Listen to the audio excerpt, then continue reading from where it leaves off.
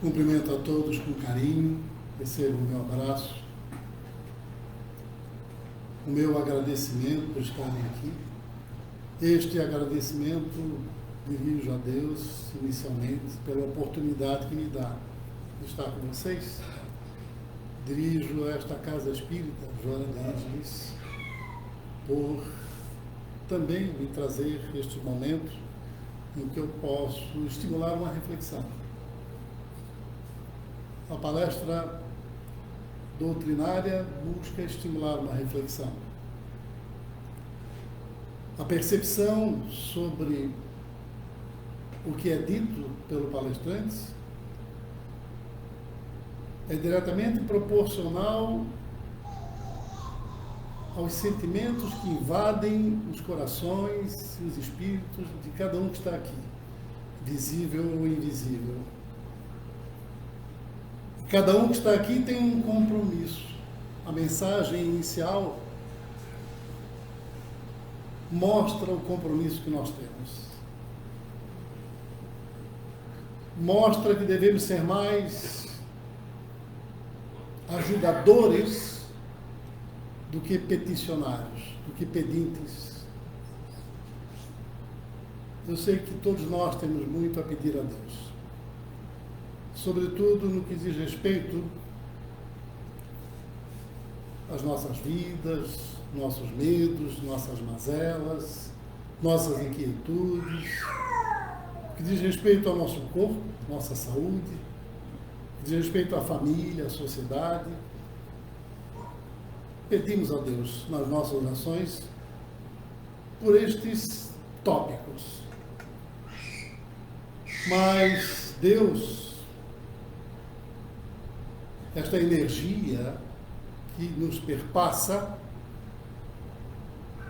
esta energia que, na longa caminhada, vamos nos dirigindo de modo a encontrar uma vibração semelhante, que é a vibração que nós denominamos de amor, de fraternidade, de equilíbrio, de paz. Deus, primeira pergunta do Livro dos Espíritos, não é? O que é Deus? Não é quem é Deus, o que é Deus? Este Deus onipotente, onipresente, onisciente, portanto, que está em todos os lugares, é uma energia. Uma energia que vibra na direção de nossas energias, fazendo com que aprendamos tudo que diz respeito à possibilidade de sermos mais felizes. E sendo mais felizes, mais equilibrados, mais harmônicos, poderemos ser melhores ajudadores. Mário Quintana, um escritor nacional brasileiro, certa vez disse a seguinte frase: o livro não muda o mundo, o livro muda as pessoas mudam o mundo. Isso está nessa mensagem. Nossa luz, decorrente da lapidação que cada um consegue alcançar, uns mais, outros menos, do que diz respeito à velocidade desta lapidação, nossa luz pode iluminar o caminho de muita gente, de muita sociedade, de muitas famílias, a começar pela nossa, a começar por nós mesmos. Quando nos olhamos no espelho e tentamos ver algo mais do que o rosto, algo mais do que os olhos, do que o nariz, do que a face, olhamos firmemente no espelho e tentamos ver a energia que está dentro de nós, que nos movimenta para frente e para o alto. E a cada patamar da vida, este movimento vai nos indicando a elevação que necessariamente precisamos alcançar, como uma conquista de conhecimento pela passagem neste planeta. disse aqui, certa feita, a expectativa de vida ao nascer no nosso país está em torno de 74, 75 anos. Em Santa Catarina está em 80 anos.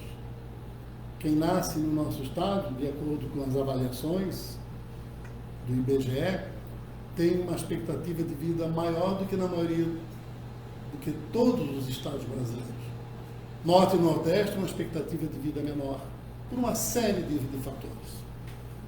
Nós, aqui no Sul e Sudeste, temos uma expectativa de vida maior. Santa Catarina, com 80 anos, as mulheres têm uma expectativa de vida maior do que os homens.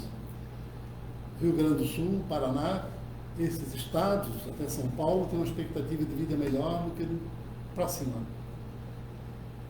Portanto, nós temos a oportunidade de sermos ajudadores. Pessoas que se aqui estão, como nós aqui estamos, é porque temos uma percepção de algo mais do que simples materialismo da existência. Do que o simples, e eu digo simples, do que as simples necessidades materiais. Porque nossas necessidades materiais, elas são bastante limitadas em número, se compararmos com nossas necessidades espirituais, nossas necessidades subjetivas, aquilo que é capaz realmente de nos fazer mais felizes, mais em paz. E os mais felizes, aqueles que estão mais em paz consigo mesmo e em paz com os demais, são luzes que iluminam o caminho daqueles que ainda não conseguiram alcançar um patamar de felicidade mais continuado. No planeta nós vivemos, já disse isso aqui algumas vezes, gosto de repetir, nós vivemos felicidade entremeada por inquietudes, medos e infelicidades. Quanto mais tempo nós formos felizes, mais elevado é o nosso espírito. Quanto menos valorizarmos as coisas materiais que são necessárias, porque estamos vivenciando uma experiência enclausurados num corpo de matéria. Um corpo de matéria que necessita de abrigo, de roupa, de comida, que tem necessidades materiais.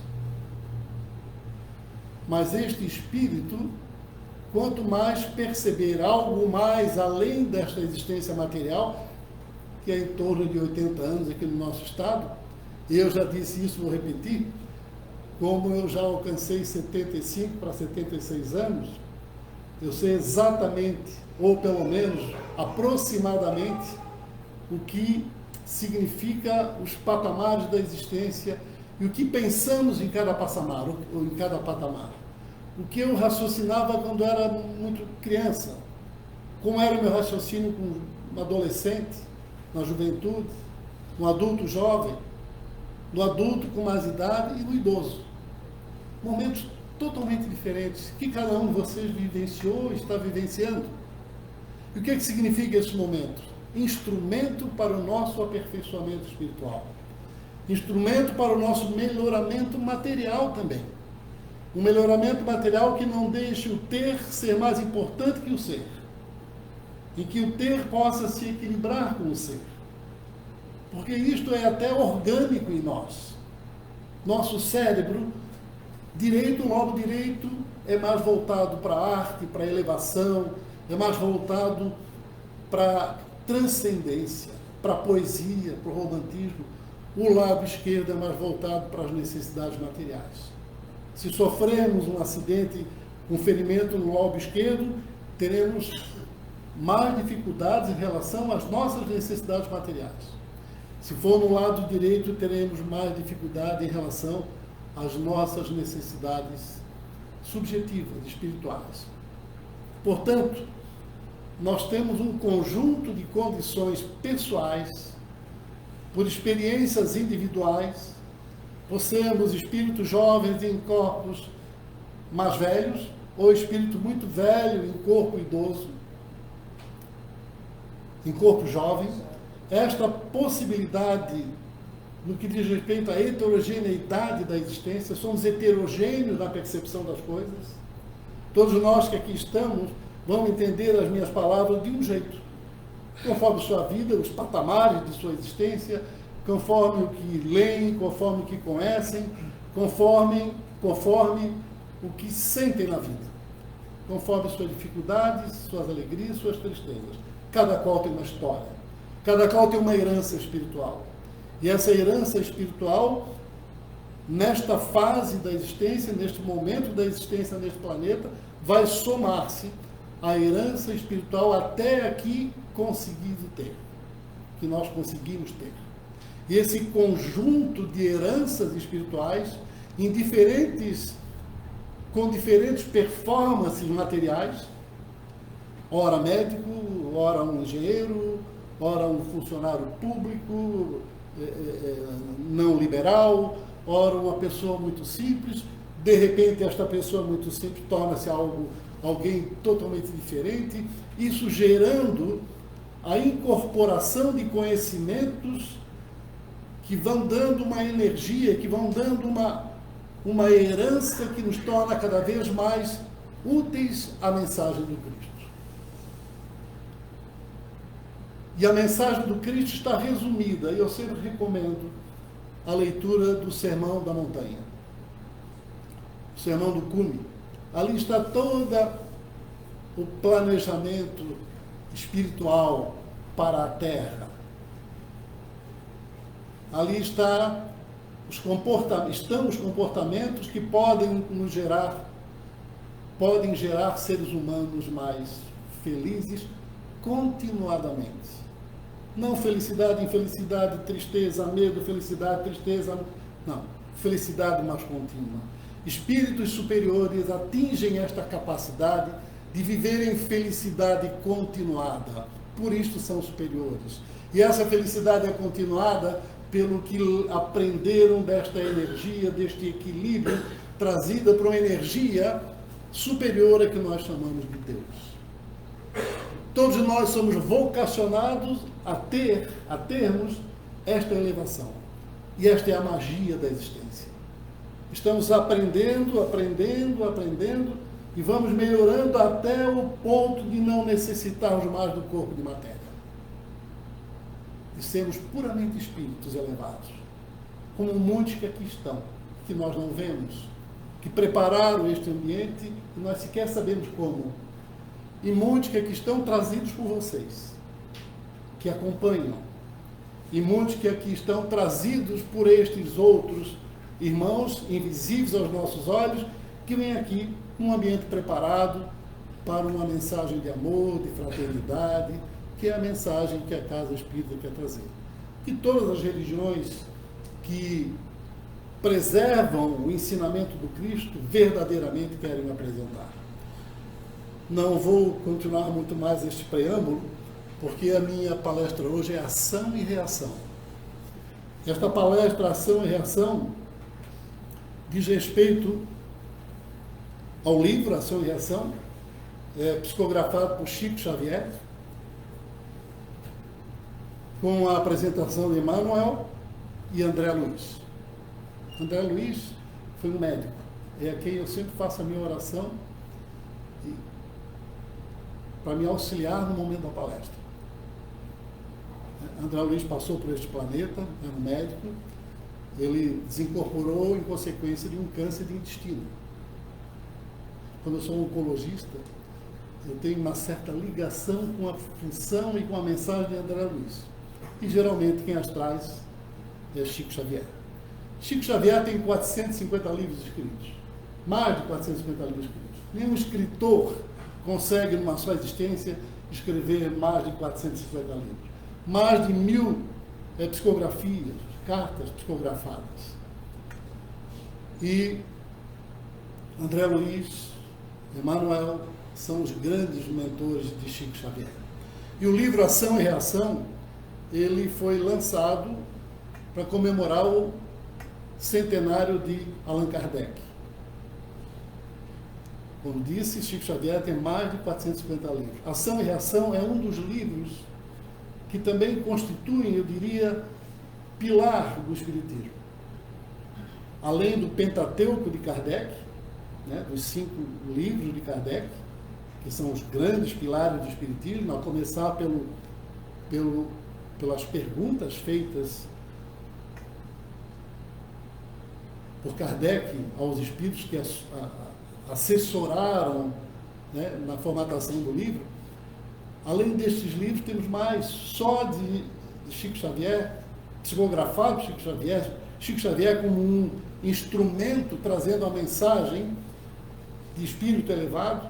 Ele trouxe o Ação e Reação. Eu já li 3 vezes. Cada vez que eu leio, eu vejo algo diferente. Cada vez que nós lemos um livro, nós temos a possibilidade de ver um cenário diferente da importância de ler, porque ler nos faz aprender. E aprender nos faz ter mais conhecimento. E tendo mais conhecimento, nós aprendemos que sabemos pouco. Nós aprendemos que neste planeta não há como alguém saber tudo, porque há tanto o que aprender que não há como saber tudo. E a possibilidade de aprender continuadamente deve ser motivo de alegria para todos nós. Aprender com a gente mesmo, aprender com nossa família, aprender no trabalho, na escola, na sociedade, aprender com esta maravilhosa ambiente que Deus coloca à nossa disposição para experimentarmos belezas, perfumes. Ontem vinha com minha esposa, fui até o norte da ilha e estava olhando os ipês amarelos que nesse momento aparecem. Maravilhosos. Temos um planeta com uma variação ecológica, temos um ninho de existência capaz de nos trazer uma energia maravilhosa. E às vezes o dia a dia, as lutas do dia a dia pelas coisas objetivas ligadas às necessidades materiais, fazem-nos deixar de ver as coisas subjetivas, que são mais profundas, mais amplas, ligadas às necessidades espirituais, que são capazes de nos tornar felizes mais continuadamente. O preâmbulo do Ação e Reação, que seguramente tem na nossa biblioteca, este preâmbulo é feito por Emmanuel. A lei de causa e efeito outorga àqueles que se voltam para o bem e o amor a colheita de frutos sazonados, como resultado de seus esforços na seara do bem. Isso significa, vós sois responsáveis. Isto é, a lei de causa e efeito dá a nós que nos voltamos para o bem e para o amor, a colheita de frutos sazonados como resultado desses esforços. Portanto, nós somos melhores do que pensamos ser, mais importantes do que pensamos ser, por esta missão que nos é dada de melhorar o planeta, de nos tirar deste mundo de provação, de expiação, e nos colocar numa regeneração, onde a percepção é um pouco maior e um pouco mais transcendente do que somente a percepção das necessidades materiais. E a partir da regeneração nos colocar num patamar de uma vibração elevada, mais próximos da vibração dos espíritos superiores, daqueles espíritos ligados à vibração energética desta energia superior denominada, aqui denominamos Deus, que nos perpassa na expectativa que tenhamos continuadamente uma vibração em sua direção e por isso nós o chamamos de Pai. Ação e Reação revela um pequeno cenário das regiões inferiores, onde projeta-se a consciência culpada, além do corpo físico, pelos males que praticou na passagem terrena. Então, a Ação e Reação mostra aquela consciência, o remorso, ou não, ou as coisas boas, que nós passamos nesta passagem terrena, de alguma forma tem uma repercussão em outros cenários de nossa existência. Aqui nós somos julgados pelos humanos, pelos juízes da matéria.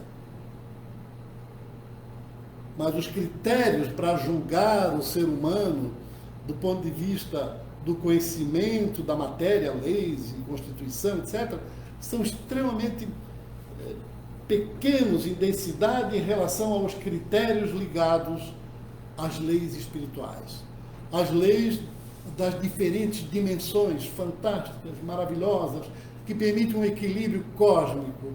Esta energia, Deus, essa energia Pai, essa energia que propaga a necessidade de amor, não como uma palavra clichê, mas como uma palavra que alberga todos os bons sentimentos, desde como trata em casa o seu parceiro, a sua parceira, o seu filho, até como trata uma sociedade.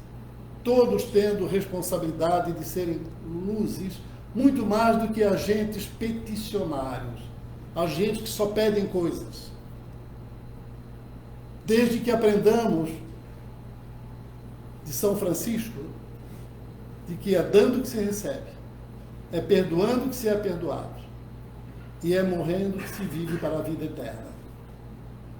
Desde que se perceba isso.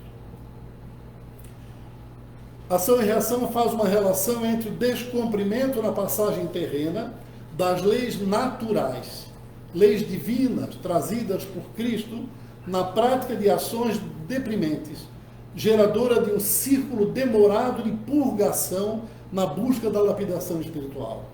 Se quebramos as leis naturais, estas leis que regem o nosso planeta, que regem o cosmos, são todas leis imutáveis, leis que não mudam, diferentemente das leis humanas.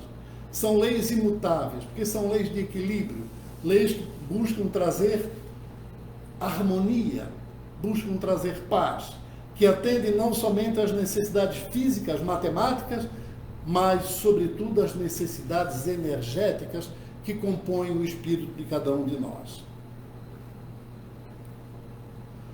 André Luiz faz-nos sentir, neste livro, que o Espiritismo revela uma concepção de justiça mais ampla do que a terrena. Uma concepção mais ampla do que a terrena. Como disse, a terrena, os seres humanos são julgados pelas coisas que fizeram. Mas os juízes não conseguem nos julgar pelas coisas que pensamos. Pelas coisas que podíamos ter feito e deixamos de fazer. Pelo mal que ocorreu porque deixamos de fazer. E tudo isso nos torna militantes de um processo de lapidação espiritual continuada, capaz de sermos extremamente úteis no nosso lar, na sociedade, na escola, no trabalho. Quanto mais esclarecida é a criatura, tanto mais responsável é, entregue à análise final de sua consciência na terra ou fora dela, toda vez que se envolve nos espinheiros da culpa.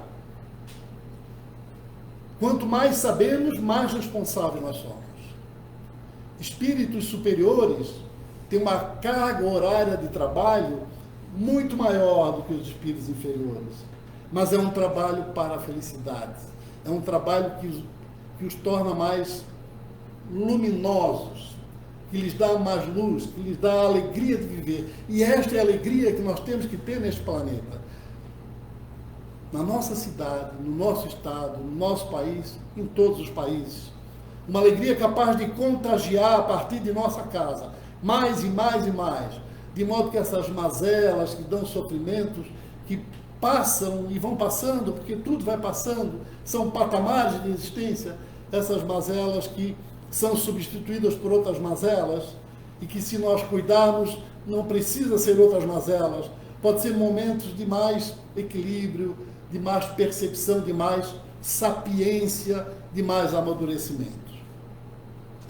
As leis humanas só conseguem punir, está na ação e reação, as faltas feitas contra o outro ou a sociedade, não contra o próprio ser. Coisas que fazemos contra nós mesmos e não nos damos conta, os malefícios que fazemos a nós mesmos, com os estresses necessários, os pensamentos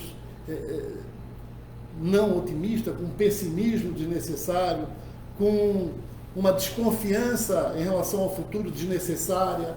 Porque se acreditamos que o espírito sobrepõe a matéria, sobrevive à matéria, de que a matéria, num dado momento, deixa de existir, e não precisa provar muito, é só ver nossos avós, nossos pais, nossos antepassados, né? 120 bilhões de pessoas, de seres humanos, de espíritos, já incorporaram nesse planeta. Esse número está alcançável à pesquisa. Hoje nós somos cerca de 8 bilhões. 120 já passaram por aqui. E todos eles deixaram um pouquinho nessa herança da evolução da matéria. Que poderíamos ser ainda um planeta, uma dimensão existencial primitiva, sem percepção nenhuma da capacidade de elevação e de progressão do nosso espírito. Hoje, nós estamos aqui nesta casa porque acreditamos em algo mais além da matéria. Porque acreditamos que a felicidade está dentro de nós e ela pode ser passada para o outro. E este outro é mais importante do que nós no momento que é dando que se recebe, no momento que é perdoando que se é perdoado. Na percepção das ações e reações que se fizeram sentir, na ausculta a sua consciência, o ser entende as dores dos remorsos pelo mal praticado e é impelido a ajustes aos caminhos traçados por Jesus no Sermão da Montanha para progresso do espírito. Portanto, não é preciso sofrer para se elevar.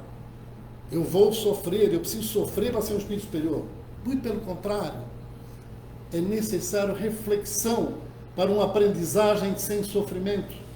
E essa reflexão que diz respeito às necessidades, que ultrapassam as necessidades materiais, é que permite que tenhamos menos dores. Porque quando a reflexão só ajusta ou só ajunta necessidades materiais, nós começamos a ter desequilíbrios entre o ter e o ser.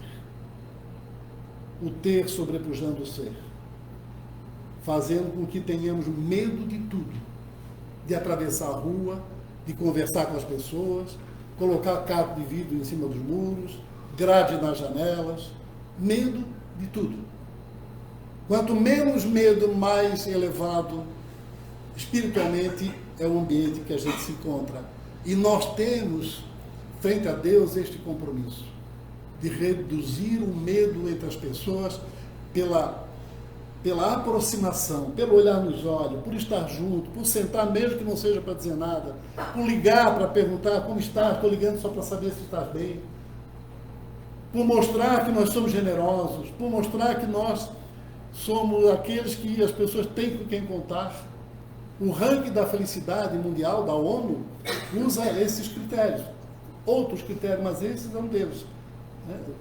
Generosidade, ter com quem contar, expectativa de vida a nascer e corrupção. Esses são os critérios mais relevantes do ranking da felicidade. E os países mais felizes são aqueles países nórdicos. Nós ainda estamos, são 180 países que são avaliados.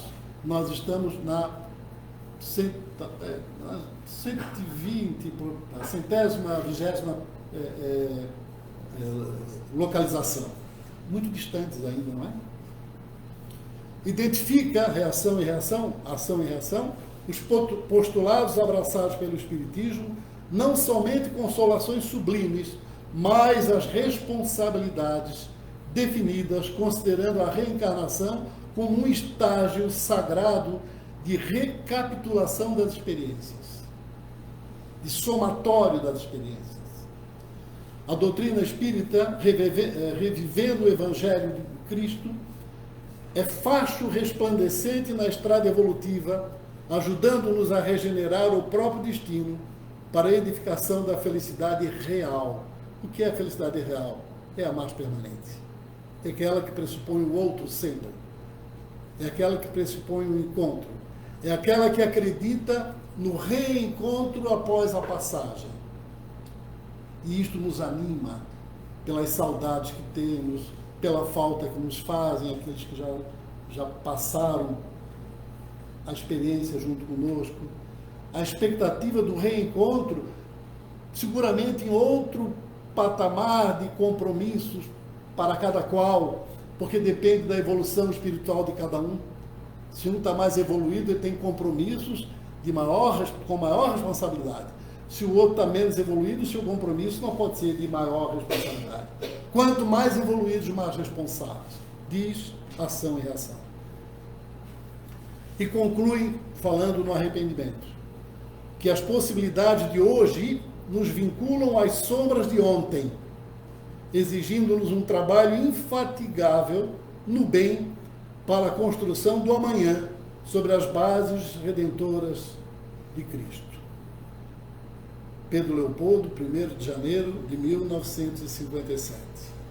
Nossos remorsos e sofrimentos decorrem do mal praticado, do mal de que foi causa voluntária, do bem não feito, do mal decorrente do bem que não é feito.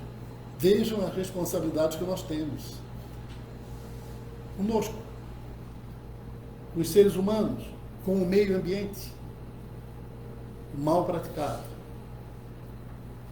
Os remorsos vão decorrer destas situações. E quanto menos remorsos, mais elevados estaremos. Quanto menos remorsos, mais felizes estaremos.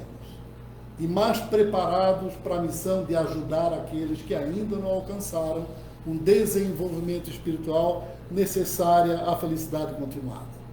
Não retardes em sentir a mão que acaricia, o abraço que arrepia, o beijo sentido, o olhar que aquece o coração, o trabalho laborioso e fraterno que constrói, o estar junto que recomenda a repetição e a alegria buscada que encontrada te deixa prenhe de emoção. Somente assim encontrarás teu Deus e o Deus de todos, tua êxtase espiritual. Por mais difícil que seja, por mais doído que aconteça, por mais desesperador e que nos ameace sucumbir, descrer e pensar em desistir, é negar que toda a experiência vivenciada é um instrumento para a aprendizagem, para a lapidação espiritual, para o crescimento individual e coletivo. Podemos ter a identificação do melhor modo de ser e agir, buscando a felicidade com trabalho, paciência, muita paciência. Não é dando um soco na mesa que resolve uma situação, não é dizendo um palavrão que resolve a situação. Às vezes é só silêncio. O olhar carinhoso, o olhar de alguém que está ouvindo outro alguém que tem necessidades, e esse outro alguém precisa também ouvir as nossas necessidades, e esse apoio bilateral nos permite crescer juntos, porque cometemos nossos pecados. Não fosse assim, não estaríamos presos a um corpo de carne que adoece, e sobretudo porque nós transgredimos leis naturais que dizem respeito ao corpo, não nos alimentando adequadamente, não fazendo prevenção, as mais variadas prevenções, tendo pessimismo, tendo desânimo, não acreditando no amanhã, não percebendo que somos espíritos capazes de progredir, de melhorar, de sermos felizes e de termos uma enorme alegria de estarmos juntos uns com os outros. Pelo amor, evoluímos de forma leve, elevada, elegante, emocionante, percebendo a beleza da vida com as cores da existência, os perfumes que amenizam as experiências pela confiança no dia que vai chegar. Com a certeza de que transmutaremos, iremos a um lugar diferente, viver novas circunstâncias, almejadas na ânsia que todos nós temos de paz e de felicidade continuada. A gratidão, mesmo sabendo das mazelas da vida, nos faz otimistas e atrai abundância de bons sentimentos. Nos permite transitar na existência com brilho e alegria. Gratidão pela existência. Gratidão pela oportunidade de vivenciar experiências boas ou ruins, mas experiência que nos permite dizer: isto eu não devo fazer, isto eu não devo repetir, aquilo eu devo fazer, aquilo eu devo repetir porque me faz bem, me deixa bem, não me deixa com remorso, não me deixa intimamente triste. Jesus mostrou-nos no seu martírio e com sua dor que há remorso na falta de amor e que diferentes dores ensejam também a salvação e a esperança no mundo maior. Repito, não precisamos ter dores, mas as dores, de um modo geral, num dado momento, são tão intensas que nos permite olhar para cima e para o alto e pedir: Deus, me ajude. Mesmo aquele, e eu vivenciei isso na minha profissão, aquele que não acredita em nada, na hora do sofrimento intenso, na hora da possibilidade do desencarne, ele dizer: será que o teu Deus não me ajuda? Eu digo: seguramente, porque ele é o teu também. Quantas vezes eu respondi isso? Não pensamos que o amanhã vai chegar e frequentemente protelamos o jeito de amar, de mostrar o que sentimos, o perdão que devíamos ter tido e dado, as vozes que precisávamos ter melhor escutado, os passos mais seguidos, o rosto que teria de ser mais tocado e o carinho mais oferecido. Não corra o risco de dizer: se eu pudesse voltar no tempo, diria o que não disse, faria o que não fiz, sentiria o que não senti, buscaria o que não busquei. Se isto ocorrer, terás a bondade divina, a oportunidade de te redimires em novo processo de expiação e provação. Mas não retardes teu progresso na busca da verdadeira felicidade na pátria espiritual.